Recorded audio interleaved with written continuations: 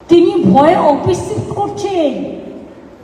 Central government অফিসে যাবে state গভর্নমেন্টের পারমিশন ছাড়া, সব ইলিগাল।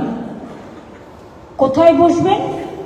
না তো উনি সিপিং ভবন না কি একটা আছে, ওই ডালহাউসটা, সেখানে গিয়ে বসবেন, যাতে সাংবাদিকরা ধরতে না পারে, কোনো মানুষ কথা বলতে না পারে, ওনার যা যা করার উনি করতে পারেন, ইধার উধার করতে পারেন। সাংবাদিক বন্ধুদের ঢুকতে দেয়? অ্যালাউ করে? শুধু বিজেপি গেলে সেই ডেলিগেশনে কি করে অ্যালাউ করে? অন্যদের বেলাও তো করে না।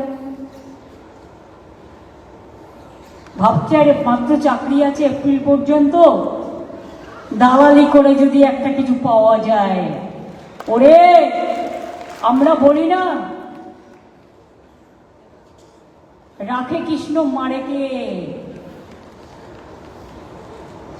আমি ভাবি আমি খুব বড়, কিন্তু আমি একবারও ভাবি না আজকে আমি দাঁড়িয়ে আছি, কাল নাও থাকতে পারি। যাবার সময় কিছু থাকবে না, একটা সাদা কাপড় ছাড়া গায়ের ওপরে দেয়া থাকবে, আর কেউ কিছু ফুল দেবে। কাজেই এত টাকা কে খাবে?